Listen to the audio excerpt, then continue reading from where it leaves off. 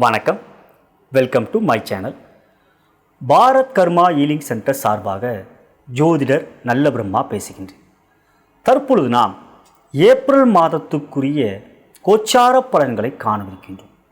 பொதுவாக கோச்சார பலன்கள் என்று பார்க்கின்ற பொழுது அந்த மாதத்தில் கிரக மாற்றங்களாகப்பட்டது எவ்வாறு ஒவ்வொரு ராசிக்கும் ஏற்படுகிறது என்பதையும், அந்த மாதத்தில் எந்த நாட்கள் சிறப்பான விரத நாட்கள் என்பதை அறிந்து கொள்வதிலும், மேலும் எத்தகைய முயற்சிகள் எடுக்கலாம், இவையெல்லாம் எப்படி இருக்கும் இந்த ஏப்ரல் மாதத்தில் என்பதை அறிந்து கொள்வதன் மூலம் முழுமையாக இந்த மாதத்தை ஒவ்வொரு மனிதர்களும் பயன்படுத்தி கொள்ள முடியும்.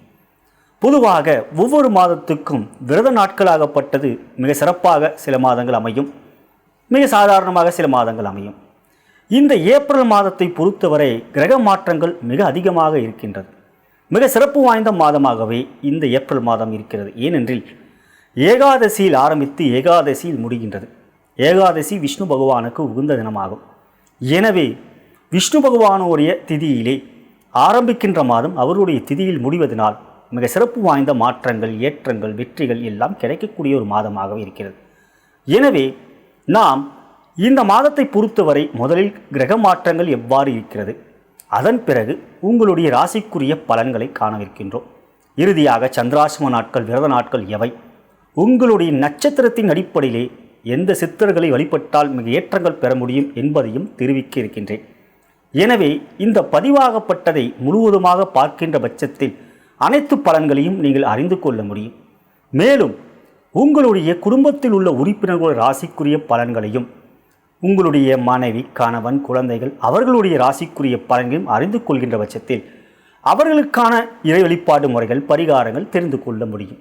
இந்த மாதத்தில் எவருக்கெல்லாம் சிறப்பான ஒரு வெற்றிகள் கொடுக்கக்கூடிய நாட்கள் இருக்கிறது. ஏனென்றால் உங்களுடைய ராசி தான் அனைத்து பேருக்கும் இருக்குமோ என்றால் நிச்சயமாக இல்லை. அவரவருக்கு வேறு ஒரு ராசி வரலாம், இல்லை அது ஒரே ராசியும் இருக்கலாம்.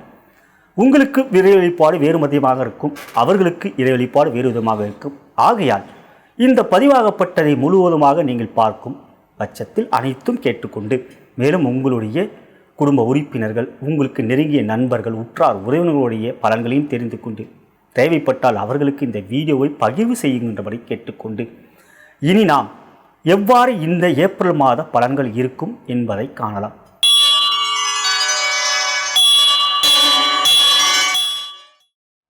இந்த ஏப்ரல் மாதத்தில் கிரகநிலைகள் எவ்வாறு இருக்கிறது என்று பார்க்கின்ற பொழுது சனி, ராகு, கேது போன்றவர்களுக்கு எந்த விதமான மாற்றமும் இல்லை ஆண்டுக்கொள்கையிலே. ஆனால் ஆண்டுக்கொள்கையிலே குரு பகவான் இந்த மாதம் அதிசாரமாக ஏப்ரல் மாதம் 22ஆம் தேதி வரை தனுசிலே இருக்கிறார். அங்கு அவர் ஆட்சி பெறுகிறார். பிறகு பின்னோக்கி வக்ரமாக விருச்சிகத்துக்கு பெயர்ச்சார். இவை ஆண்டுக்கொள்கையிலே. மாதக்கோள்கள் என்று எடுத்துக்கொள்கின்ற பொழுது 3 முக்கியமான பயிற்சிகள் ஏற்பட இருக்கின்றது. ஏப்ரல் மாதம் 12ஆம் தேதி அன்று கும்பத்தில் இருந்து மீனத்துக்கு புதன் பயிற்சி ஆகிறார். ஏப்ரல் மாதம் 14ஆம் தேதி அன்று சூரிய பகவான் மீனத்தில் இருந்து மேஷத்துக்கு பெறுகிறார். புதனாகப்பட்டவர் மீனத்துக்கு வரும்போது நீச்சம் பெறுவார். சூரியனாகப்பட்டவர் மேஷத்துக்கு வரும்போது உச்சம் பெறுகிறார். அதன் பிறகு என்று பார்க்கின்ற பொழுது ஏப்ரல் மாதம் 16ஆம் தேதி அன்று சுக்கிர பகவானும் கும்பத்தில் இருந்து மீனத்துக்கு பயிற்சி ஆகிறார். இங்கு இந்த மாதத்தின் விசேஷம் என்னவென்றால் குரு ஆட்சியாகிறார். மாதத்தின் பிற்பகுதியிலே வரை அவர் ஆட்சியாக இருக்கிறார். மேலும் மாதத்தின் பிற்பகுதியிலே புதனாகப்பட்டவர் நீச்சமாக இருந்து சுக்கிரனோடு சேர்க்கை பெறுகின்ற பொழுது, உச்ச சுக்கிரனாகப்பட்டவரோடு சேர்க்கை பெறுகின்ற பொழுது புதன் நீச்சபங்க ராஜ்யம் அடைகிறார். சுக்கிரன் உச்சம் பெறுகிறார். மேலும் சூரியனாகப்பட்டவரும் உச்சமாக ஏப்ரல் மாதம் 14ஆம் தேதி முதல் மிக பலமாக இருக்கிறார். எனவே இந்த ஏப்ரல் மாதத்தை பொறுத்தவரை பிற்பகுதியிலே மிக அற்புதமாக சூரியன், சுக்கிரன், புதன், குரு என்கின்ற 4 கிரகங்கள் மிக அதிபலமாக இருப்பது இந்த மாதத்தில் அவையெல்லாம் உங்களுக்கு யோக பலன்களை கொடுக்கக்கூடிய அமைப்பாக இருக்கின்றது. பொதுவாக ஒரு கிரகம் மிக பலமாக இருந்தால் எல்லோருக்கும் நல்லது செய்யும். இவ்வாறு பார்க்கின்ற பொழுது இந்த மாதம் உங்களுக்கு கிரக நிலைகளாகப்பட்டது இவைதான் மாற்றங்கள். செவ்வாயாகப்பட்டவர் மாதம் முழுவதும் ரிஷபத்திலே இருக்கிறார். இதுதான் இந்த ஏப்ரல் மாதத்தை பொறுத்தவரை கிரக நிலைகளுடைய சஞ்சாரங்கள்.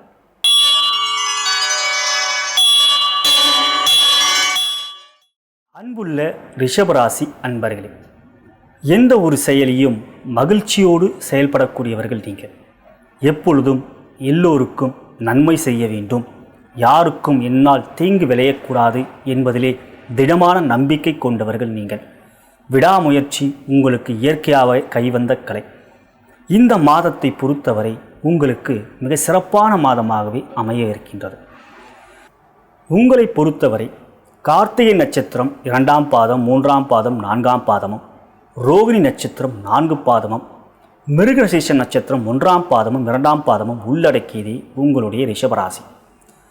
கார்த்திகை நட்சத்திரத்தில் பிறந்தவர்கள் ஓம் ஸ்ரீ மச்ச முனிவரே போற்றி போற்றி என்று வணங்கி வருவதன் மூலம் வெற்றிகள் மேலோங்கும். ரோகிணி நட்சத்திரத்தில் பிறந்தவர்கள் ஓம் ஸ்ரீ வான்மிகரே போற்றி போற்றி என்று வணங்குவதன் மூலம் வெற்றிகள் அதிகமாகும். மேலும் மிருகசீஷ நட்சத்திரம் 1ஆம் பாதம் 2ஆம் பாதத்தில் பிறந்தவர்கள் ஓம் ஸ்ரீ மச்ச முனிவரே போற்றி போற்றி என்று வணங்குவதன் மூலம் உங்களுக்கான வெற்றி நிச்சயிக்கப்படும். உங்களுடைய ராசியாதிபதி சுக்கிரன், யோகாதிபதிகள் புதன் மற்றும் சனீஸ்வரன். ரிஷபராசிக்கு அஷ்டமத்தில் சனி இருக்கின்ற வகையிலே பெரிய அளவிலே கெடுபலங்கள் ஏற்படாத வண்ணமாகவே இந்த மாதம் இருக்கும். பொதுவாக ரிஷபராசிக்கு 7.5 சனி, அர்த்தம சனி, கண்டக சனி இவையெல்லாம் பெரிய அளவிலே பாதிப்புகள் கொடுக்காது. அஷ்டம சனியும் அவ்வாறே. எனவே சனியால் உங்களுக்கு பெரிய அளவிலே கெடுபலங்கள் இல்லாத மாதமாகவே இந்த மாதம் அமைகின்றது. உங்களுடைய ராசிக்கு 10ஆம் இடத்தில் ராசியாதிபதியும் 2 மற்றும் பஞ்சமஸ்தானாதிபதியுமான புதன் அமர்ந்திருப்பது இந்த மாதத்தில் பல்வேறு விதமான தொழில் ரீதியான, வியாபார ரீதியான, உத்தியோக ரீதியான வெற்றிகள், மேன்மைகள், பதவி உயர்வு, தன உயர்வு, தன லாபம் அதிகமாக இருக்கக்கூடிய மாதமாகவே இந்த மாதம் இருக்கும். மேலும் மாதத்தின் முற்பகுதியிலே சூரிய பகவான் 11ஆம் இடத்தில் மிக அற்புதமாக இருக்கிறார். ராசிக்கு 4ஆம் இடத்துக்குரிய சூரியன் 11ல் இருப்பது வெற்றிகள் அதிகமாகும். அதன் பிறகும் அவர் 12ஆம் இடத்துக்கு வந்தாலும் குருவோடைய பார்வையை பெறுவதனால் பெரிய அளவில் கெடுபலங்கள் இருக்காது.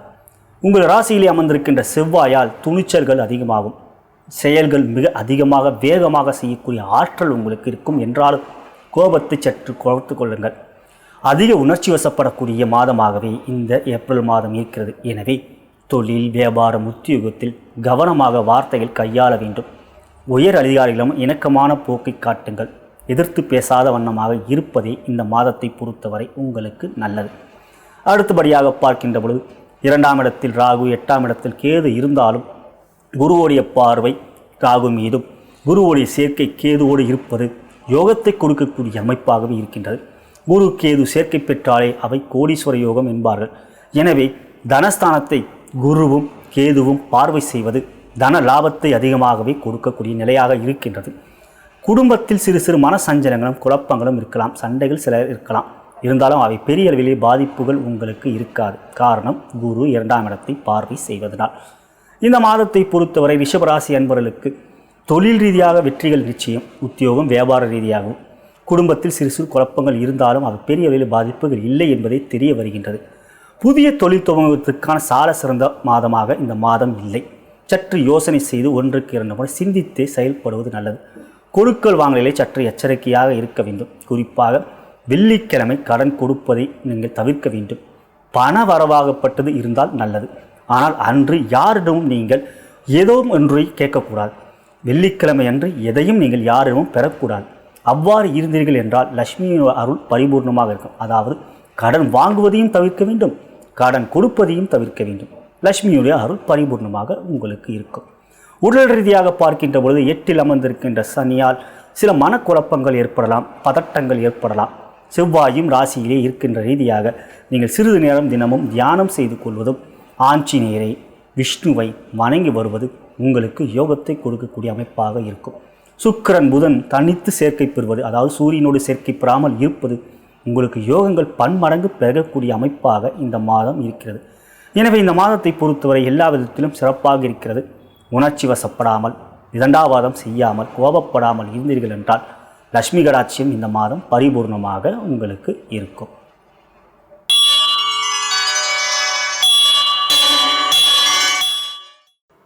தற்பொழுது நாம் ரிஷபராசி அன்பர்களுக்கான சந்திராசிரம தினங்கள் எவை என்பதை இந்த மாதத்துக்கு காணவிருக்கின்றோம்.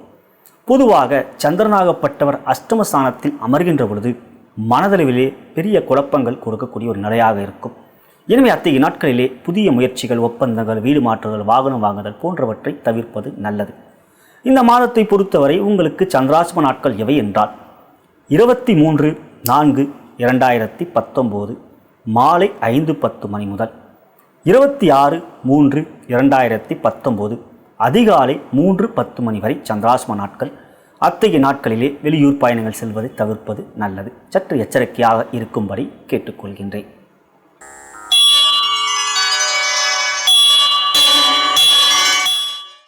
இந்த மாதத்தை பொறுத்தவரை இறை வழிபாடு தினம் என்று பார்க்கின்ற பொழுது முதலாவதாக ஏப்ரல் மாதம் 4ஆம் தேதி அமாவாசை. முன்னோர்களையும் பித்ருக்களையும் வழிபாடு செய்கின்ற தினம் இவை. எனவே அன்றைய தினம் முன்னோர்களையும் பித்ருக்களையும் வழிபாடு செய்யுங்கள். அதன் பிறகு ஏப்ரல் மாதம் 5ஆம் தேதி அதிதி திதி வருகின்றது. பித்ருக்களுக்குரிய தினமாகவே இந்த திதி வருகின்றது. எனவே அன்று பித்ருக்களை நினைத்து சிறிது நேரம் அவர்களை மனதிலே தியானித்து விட்டால் என்றுமே அவர்கள் உங்களுக்கு ஒரு கேடயமாகவும் கவசமாகவும் இருந்து எத்தகைய பிரச்சனைகள் வந்தாலும் உங்களை தற்காத்து கொள்கின்ற வகையாக அவர்களுடைய ஆசி உங்களுக்கு இருக்கும். அதன் பிறகு என்று பார்க்கின்ற பொழுது ஏப்ரல் மாதம் 19ஆம் தேதி சித்ரா பௌர்ணமி. சித்திரை மாதத்தில் வருகின்ற பௌர்ணமி மிக விசேஷம். சித்திரை நட்சத்திரத்தில் சந்திரன் பயணிக்கின்ற நாள் தான் சித்ரா பௌர்ணமி. அவ்வாறு பார்க்கின்ற பொழுது சித்திரை நட்சத்திரம் செவ்வாயோடைய நட்சத்திரம். சூரியன் சந்திரன் இவர்களுடைய பார்வைகள் ஒருவருக்கு ஒருவர் பார்த்து கொள்கின்ற பட்சத்தில் செவ்வாயுடைய நட்சத்திரத்தில் பயணம் செய்கின்ற சந்திரன் மிக சிறந்த யோக பலன்களையும் மனதிலே தைரியத்தையும் யோகத்தையும் கொடுப்பார். எனவே அன்றைய தினம் முடிந்தால் கிரிவலம் செல்வது அல்லது வீட்டில் இருந்தபடியே சந்திரனை தரிசனம் செய்வது நல்லது.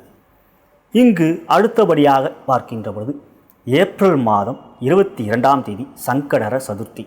சங்கடர சதுர்த்தி அன்று கணபதி வணங்குவதும், மேலும் இந்த மாதத்தில் இன்னொரு விசேஷம் என்றால் ஏப்ரல் மாதம் 9ஆம் தேதி சக்தி கணபதி விரதம் இருப்பதும் மிக சிறந்த யோகத்தை கொடுக்கும்.